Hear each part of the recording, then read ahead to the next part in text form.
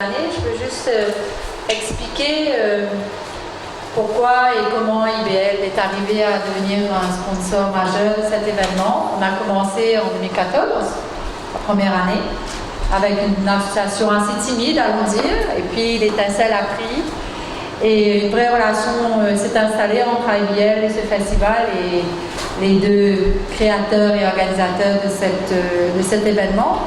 Pour nous, c'est un événement culturel majeur qui a l'avantage surtout de permettre à des jeunes talents de s'exprimer et de venir raconter leur création, et des jeunes talents qui viennent du monde francophone, donc ce qui permet aussi à nos talents mauriciens de pouvoir être en contact avec l'international. Ça, c'est l'un des premiers aspects, la créativité étant une des valeurs du groupe IBL. La deuxième chose qui nous paraît super importante, c'est que ces talents ont contact aussi avec le monde du théâtre, les professionnels du théâtre, ce qui leur ouvre des portes. C'est pour ça que ça s'appelle Passport. Je pense que le nom est magnifiquement bien choisi. Et ça permet du coup de donner la chance à des jeunes talents de se faire connaître et de se faire identifier comme talent potentiel dans le monde du théâtre. Et ça a été entre autres, par exemple, elle nous racontera ça plus tard, mais celui qui a gagné l'année dernière est allé au Festival d'Avignon, donc ça c'est fabuleux. Et le troisième volet aussi, c'est aussi l'idée du partage avec les plus jeunes et la possibilité d'offrir des masterclass aux talents mauriciens et aux talents qui viennent aussi pour le festival. Donc l'idée aussi, c'est de pouvoir partager un savoir-faire, une expertise dans un domaine qui est encore peu développé, mais qui a beaucoup de potentiel à Maurice parce qu'on a beaucoup de talent.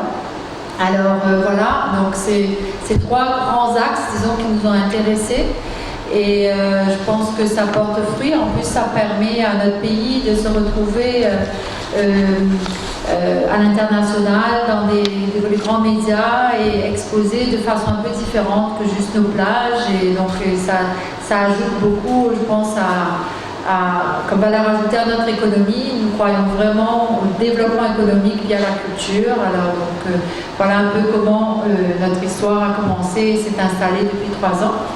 Et je laisse maintenant à Catherine nous raconter ce que ça sera pour 2016. Alors, je vais refaire un petit point rapide sur les dates clés du festival, parce qu'en fait, je ne sais pas si tout le monde connaît Passport encore. J'espère que oui, on finira par être connu un peu par tout le monde, parce qu'on va délocaliser cette année. On part du nord de l'île, où on était un petit peu excentré, pour revenir faire une double programmation et ainsi atteindre un maximum de Mauriciens, parce que c'est aussi un de nos challenges et aussi une de nos préoccupations d'être au cœur de l'île Maurice et d'être accessible par tous. Alors les dates clés, c'est évidemment en 2009, la création du festival qui a démarré tout petit, avec quelques compagnies qui se sont présentées, et puis progressivement il a grossi avec des compagnies qui sont venues même du Québec. Et puis au bout de 5 ans, on dit toujours qu'un festival, à bout de 5 ans, il est installé, il a gagné son pari et il est lancé, il n'y a plus de problème. Et nous, comme on est un peu fous, on a décidé au bout de 5 ans de repartir pratiquement à zéro en changeant de pays et en venant s'installer à Maurice, parce qu'on pense qu'ici à Maurice, il y a vraiment une légitimité de poser ce festival ici, au cœur de l'océan Indien. Et d'ailleurs, je pense que depuis 3 ans, le travail que nous avons effectué au cours de ces 3 dernières années ici à Maurice prouve que justement, effectivement, ce travail est apprécié et qu'il prend de l'ampleur chaque année. Donc ça, c'est plutôt réconfortant pour nous. Ce n'est pas simple, c'est pas toujours très simple. Il a fallu s'adapter à un pays que nous ne connaissions pas, montrer aussi qui nous étions, parce que quand on est arrivé ici, personne ne nous connaissait. Donc progressivement, petit à petit, les gens nous connaissent mieux. J'espère qu'ils nous apprécient toujours un petit peu plus chaque année. En tout cas, je l'espère fortement. Donc la deuxième date clé, c'était, comme vous l'avez compris, 2013, la prise de décision de tout larguer en France pour s'installer dans l'océan Indien et arriver ici avec l'édition suivante de 2014, qui a permis aux Mauriciens de découvrir ce festival. 2014, ça nous a permis aussi de mettre en place un prix d'écriture dramatique avec l'Union européenne. En tout cas, on a commencé à en parler. Et ça n'a été concrétisé qu'en 2015, parce que rares sont quand même les partenaires comme IBL qui nous ont soutenus dès le départ sans nous connaître et en nous faisant confiance simplement sur un projet qui n'avait pas encore fait ses preuves à Maurice. Et je tiens vraiment à remercier Cécile qui, dès le départ, n'a pas hésité et a suivi ce projet dès la première année. Et donc, la première année, on a continué un petit peu ce qu'on faisait, proposer des spectacles en compétition. On a augmenté un petit peu la musique parce que les Mauriciens sont surtout aussi principalement des artistes de musique. Vous savez très bien que le théâtre à Maurice a quelques difficultés à s'installer, à en tout cas former les jeunes au théâtre parce qu'il n'y a pas d'académie de théâtre ici. Et donc, une des préoccupations de la Fondation, c'est également de pouvoir, au travers de tous ces prix, donc un prix d'écriture, un prix de création avec la société IBL, le Grand Prix Passeport, un prix d'interprétation pour soutenir aussi individuellement les comédiens et les comédiennes. C'est voilà. Et puis un prix coup de cœur, parce que ça aussi on a des coups de cœur. Le jury, en tout cas, on a eu beaucoup depuis qu'il est arrivé à Maurice. Le but, c'est, in fine, de pouvoir rendre cette manifestation non seulement pérenne, mais ouverte sur l'année à d'autres projets plus complexes à mettre en place, comme une académie de théâtre pour former des jeunes Mauriciens au théâtre, comme une maison des artistes pour accueillir des compagnies en résidence. Voilà, tout ça, ça fait partie des projets qui sont dans le champ des possibles, et je pense qu'avec de la volonté et du courage aussi, et quelques grands partenaires comme IBL, on arrivera à monter cette maison des artistes ici à Maurice. Je ne décourage pas. Alors je n'ai absolument pas suivi du tout la liste que j'avais sous les yeux, parce que je pars toujours avec mon cœur, donc je vais jusqu'où les idées m'emportent. Aujourd'hui, les idées m'emportent voilà, sur cette nécessité d'accueillir des artistes en résidence qui viennent de tous les pays du monde. Parce que cette année, comme vous avez vu, on a un nouveau pays, le Sénégal, on a les Comores qui vont nous proposer aussi de la danse, parce qu'on va ouvrir les disciplines en proposant de la danse aussi dans le théâtre, parce que c'est très lié. Donc ça fait partie aussi des choses que chaque année, on s'efforce de vous apporter comme nouveauté ici à Maurice. On ne se contente pas de ce qu'on a fait l'année dernière et de refaire une bis repetitam. On essaye chaque année d'apporter des nouveautés pour que les artistes soient un petit peu plus à même de proposer des choses et reçoivent un petit peu plus aussi de la part des membres du jury qui viennent d'une façon bienveillante pour leur apporter des conseils, ouvrir un réseau et en même temps apprécier leur travail pour peut-être pouvoir les produire, les coproduire et puis les exporter dans un autre pays francophone comme par exemple la France. Alors on a la chance en France d'avoir le plus grand festival au monde de théâtre qui est le festival d'Avignon qui regroupe à peu près 1700 spectacles sur 3 semaines, donc là je pense que c'est quelque chose d'assez impressionnant et ce festival a accueilli cette année Ahmed Soumet qui était donc lauréat 2015 du prix Passeport, qui a reçu donc un soutien financier de la part d'IBL. Et Ahmed Soumet a présenté son spectacle pendant 3 semaines à Avignon en pouvant voilà, montrer à tous les gens d'Avignon que Maurice a remis un prix. Maurice fait du théâtre, Maurice aime la culture de qualité. Et un de nos objectifs aussi prochain, dès que possible, c'est de pouvoir accueillir au Festival d'Avignon une compagnie mauricienne. C'est dans les projets que nous avons aussi de pouvoir trouver des partenaires, des sponsors qui puissent prendre en charge, parce que c'est un festival qui a un coût. Rester 3 semaines dans une ville, c'est un coût pour une compagnie. Donc voilà, on espère un jour pouvoir trouver une compagnie qui pourra représenter Maurice au festival. En tout cas, nous, François et moi, on fait les ambassadeurs de la culture mauricienne théâtrale à Avignon. Quand on se balade dans les ruelles d'Avignon, où on croise des directeurs de théâtre de Belgique, un peu partout en Europe, d'autres pays, et qu'on discute, on est très identifié comme le festival de théâtre de l'île Maurice. Et ça aussi, c'est très important pour nous d'être identifié comme le festival international francophone de l'île Maurice. On va parler de la programmation. La programmation cette année a une grande nouveauté, je pense que vous en avez peut-être déjà entendu parler dans la presse qui l'a relayé.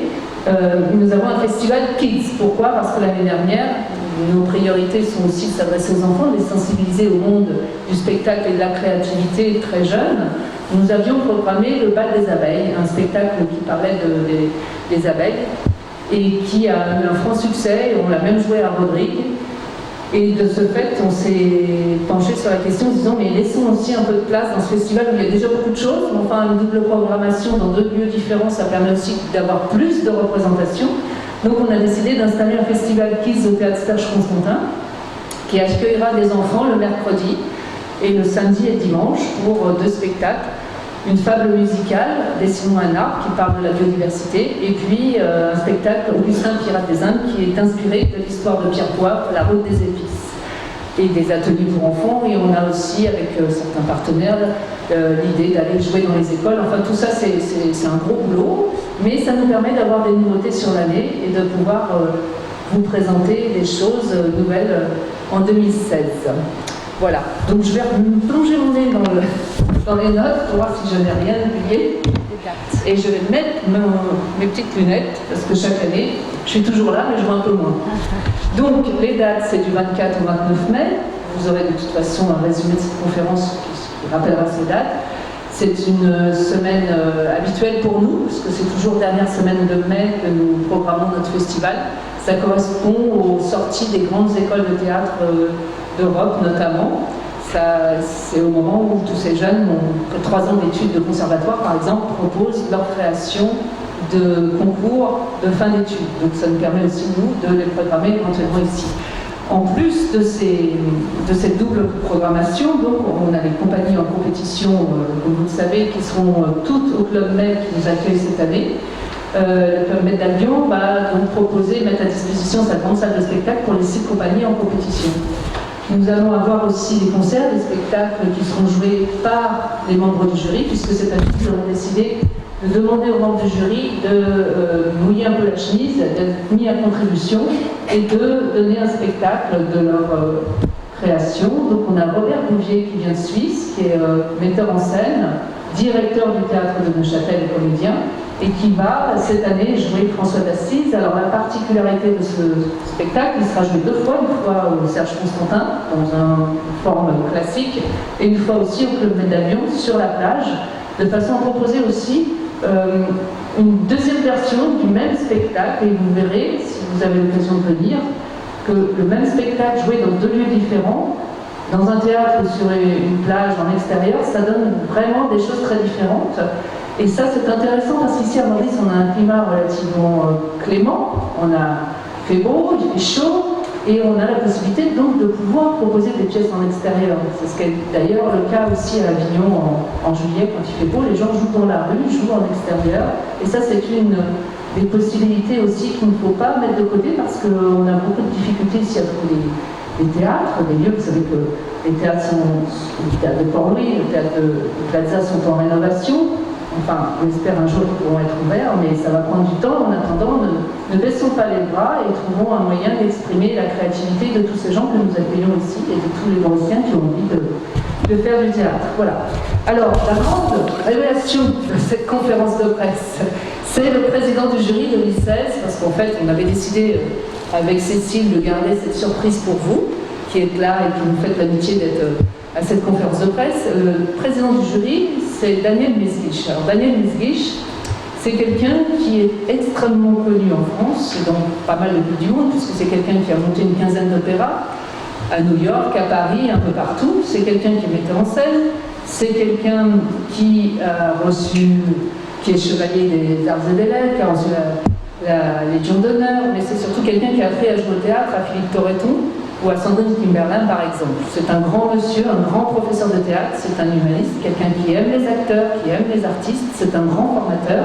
Il a du reste sa propre salle de formation au cours Florent. Cours Florent, c'est un grand cours de théâtre à Paris, et il a une salle à son nom, donc Daniel sera là, aux côtés de tous les autres membres du jury. Bernard Fèvre-Darcier sera présent aussi, Julie Ferrier, qui est une comédienne, Valérie Mérès, qui jouera aussi un spectacle au Constantin parti en Grèce. Et puis, évidemment, comme chaque année, nous avons des Mauriciens dans notre grand jury passeport. Nous avons celle de la Somme, et nous avons Gaston Valadène, qui lui aussi va jouer le nœud. Et le nœud sera joué en créole au théâtre Serge Constantin le dimanche après-midi. Parce que petit à petit, on pense que le créole est un petit peu incontournable quand même, ça fait partie de votre culture et de la nôtre maintenant.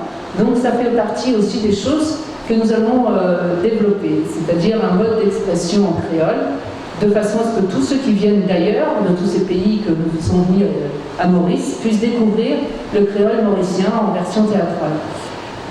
Et parmi les gens qui viennent, il faut aussi souligner que cet événement est largement relayé par la presse internationale, dont M6, qui sera encore une fois cette année présent, qui fera une émission sur les artistes mauriciens.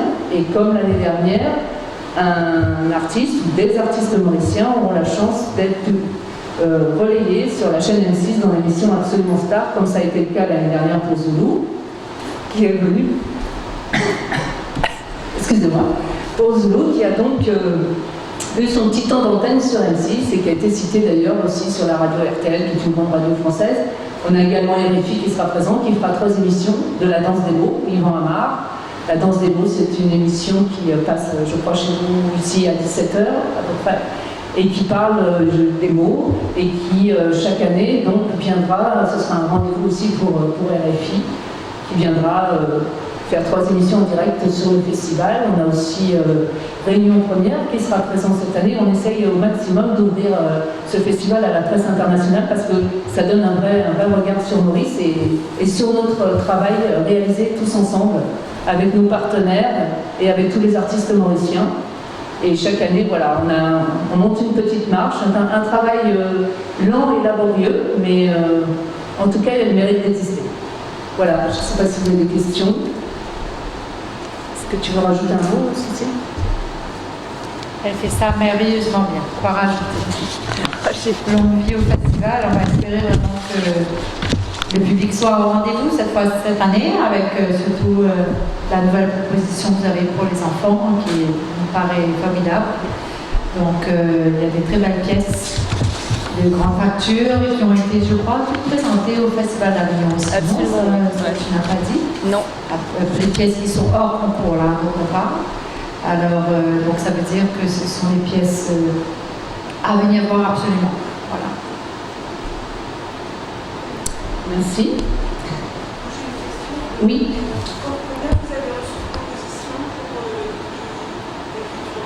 Alors, pour le prix d'écriture, Oui, je crois, hein. Alors, pour le prix d'écriture dramatique, c'est important de rappeler d'ailleurs que la date limite de remise des dossiers est fixée au 15 avril, donc il reste encore. Ça a été annoncé au 15 avril. Non. En fait, ça a été. Alors, au départ, c'était le 30 mars, sans doute. Et on a repoussé au 15 avril parce que c'est vrai que c'était un petit peu court. En fait, ce qui s'est passé, c'est que le lancement du prix d'écriture a pris quelques jours de retard. Et donc, du coup, on a décalé d'autant la remise des dossiers, ce qui était un petit peu normal pour les candidats. Donc, pour le moment, en tout cas, on peut donner une info, c'est qu'on a reçu des textes des Comores, de la Réunion, de Madagascar, de Rodrigue et de Maurice. Donc, c'est quand même assez encourageant. Parce que pour un premier lancement, on a quand même plusieurs jeunes auteurs qui se sont lâchés et qui ont envoyé des manuscrits. Voilà, donc je ne peux pas vous dire combien il y en a exactement pour le moment, puisqu'on n'a pas finalisé. On attend le 15 avril pour clore ce concours d'écriture. Voilà. Côté musique, qu'est-ce que vous avez? Alors, côté musique, on a malheureusement, je pense que vous êtes au courant, Morane devait venir faire un concert. Morane a un problème de santé sérieux. Elle a annulé tous ses concerts. Elle est vraiment désolée de ne pas être là, mais de toute façon, nous, on est encore plus désolés pour elle, parce que pour une chanteuse, avoir un problème sur les cordes vocales, c'est dramatique. Donc on a remplacé Morane, bien sûr, avec quelqu'un qui est déjà venu à Maurice et qui a enchanté tous les spectateurs qui étaient là, c'est Art Mingo. Art Mingo est un ami proche de Morane. Tout ça, c'est une histoire d'amitié aussi, le Festival Passport. C'est des gens qui se connaissent, c'est des gens qui s'apprécient, c'est des gens qui viennent pour aider les jeunes.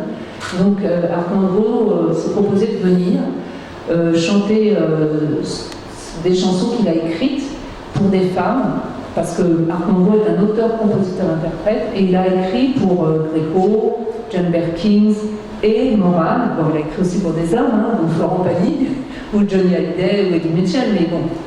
Là, en l'occurrence, il va faire un concert qui s'appelle Voix de femme, où il fait une reprise de toutes les grandes chansons qu'il a écrites pour cette grande dame de la chanson française.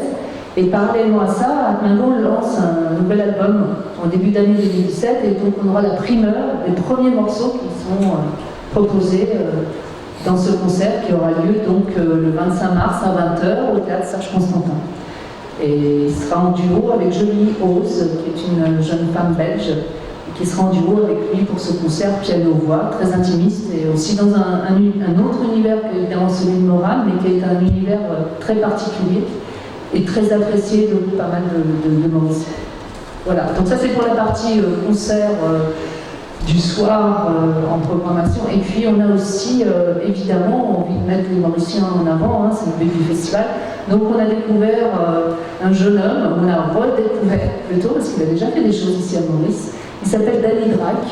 Il chante avec une fille qui s'appelle Laurent Tonta. Ils font un couple, alors c'est un couple de scène, hein, c'est pas un couple dans la vie privée, mais ils chantent d'une façon exceptionnelle. Et donc on les a programmés au Club Med. Et enfin, pour terminer la programmation initiale, on l'a légèrement allégée cette année parce qu'il y a beaucoup de festivals de musique à Maurice et qu'on ne veut pas trop marcher sur les plates-bandes des autres. Donc on a estimé qu'il était opportun de rajouter du théâtre pour les enfants et d'alléger un petit peu la musique parce qu'il y a déjà pas mal de festivals.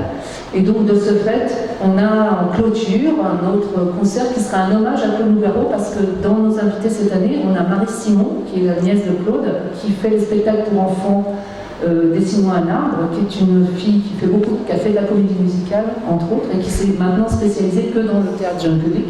Et donc, Marie vient avec toutes les bandes-sons de Claude et on va faire un hommage, parce que c'était prévu déjà, à Claude Nougaro, où chaque artiste du festival, parce qu'on a aussi des chanteurs dans nos compétiteurs cette année, on a des chanteurs qui sont comédiens-chanteurs, donc ça c'est très agréable aussi de voir des comédiens chanter, faire autre chose que du théâtre, parce qu'aujourd'hui les artistes sont assez polyvalents. Bref, tout ça pour vous dire que la clôture du festival qui aura lieu au Club Med d'Albion le dimanche à 19h proposera, après la remise des prix, l'hommage à Claude Nougaro par tous ces artistes qui ont été présents pendant toute la semaine. Donc vous entendrez chanter Armando bien sûr, mais aussi Danny Drac, Yvette Dantier que nous reprogrammons aussi cette année parce qu'on veut absolument qu'il y ait une continuité dans le travail que nous mettons en place et que faire un peu une suite logique des choses. Par exemple, l'année dernière, autre info que je vous donne, la lauréate, il y a eu 2 lauréates l'année dernière, et un des textes lauréats du prix d'écriture de l'Union européenne, c'était La Trappe-Bête, qui va être monté cette année en pièces. Il passe du stade d'écriture au stade de mise en scène et il va être joué au festival en tant que pièce en compétition pour Maurice. C'est-à-dire qu'en fait, on part d'une idée qui devient un texte qui est primé par l'Union européenne et qui se retrouve l'année suivante au Festival Passport en compétition pour représenter Maurice avec peut-être la chance de recevoir le prix IBL. Ça serait bien.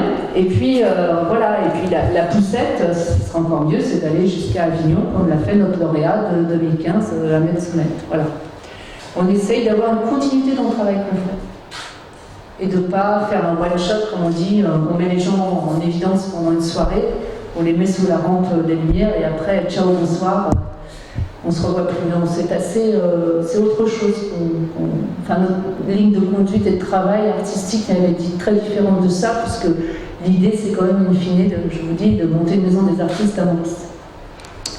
D'autres questions? Au niveau de la billetterie, tout va bien? Est-ce que je ne sais pas, ça, je vous dirai ça à la fin du festival, si tout va bien. La billetterie. Des places, Oui, vous savez, la billetterie est ouverte, je crois que 15 jours, 3 semaines. Bon, notre partenaire billetterie, c'est le réseau Taillot.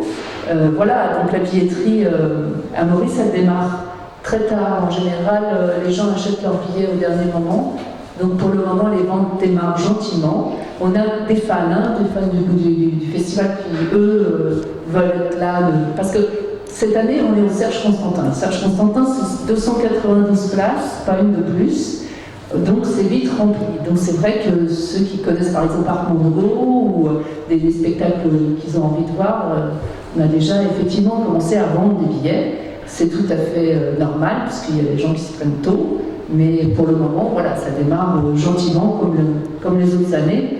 C'est assez chargé au mois de mai en termes de propositions théâtrales. Donc c'est vrai qu'on espère pouvoir remplir le Constantin et accueillir le public au Club Med, qui d'ailleurs cette année ouvre les portes de ce paradis à ses Et les ouvre pour 400 roupies, puisque tous les spectacles en compétition seront à 400 roupies, donc c'est quand même une opportunité de pouvoir passer un moment sympa au club d'Albion et de voir du bon théâtre avec des jeunes créatifs, inventifs, des propositions de qualité, dynamiques et nouvelles dans un cadre sympathique. Oui, voilà. D'autres questions ?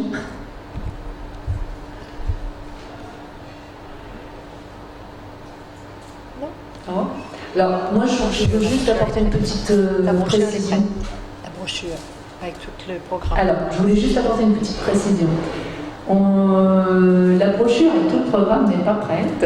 Ceci, nous avons pris un petit peu de retard. Mais c'est pas très grave parce qu'en fait, toute la programmation, vous pouvez la retrouver sur notre site internet www.festivalpassport.com qui est assez bien détaillé, je crois. Si ce n'est pas le cas, n'hésitez pas à m'envoyer des petits messages parce que nous, on n'est pas parfait, on aime bien rectifier nos erreurs. Donc n'hésitez pas à nous dire ce qui ne va pas sur notre site et dans notre com. On a essayé de faire des groupes, groupe Festival Passport, page Facebook Festival Passport. Voilà, on essaye de communiquer sur les réseaux sociaux parce qu'on a vu qu'ici c'était très, très, très pratique, que les gens aimaient bien communiquer avec les réseaux sociaux. Et ça fonctionne bien, et donc voilà, n'hésitez pas à aller consulter les actualités qu'on poste sur la page Facebook et le site du festival. On reprend chaque spectacle avec le détail de chaque spectacle. Et bien sûr, nous, on est à votre disposition pour vous apporter des dossiers complets sur chaque proposition. Voilà, en sachant qu'on a toujours une programmation très variée, très diversifiée, puisqu'on passe de François d'Assise, qui est une pièce qui n'est pas une comédie, à La maîtresse en maillot de bain, qui se passe dans une école et qui est quelque chose d'extrêmement drôle, qui sera très certainement d'ailleurs adapté au cinéma, parce que c'est un peu dans l'esprit du Père Noël est une ordure. Et donc c'est une pièce de théâtre qui est faite par toute la bande Palmaccio en France. Voilà, on fait le grand écart, mais on fait le grand écart aussi parce que sur une semaine, on veut présenter un maximum de propositions artistiques pour qu'il y en ait pour tous les goûts.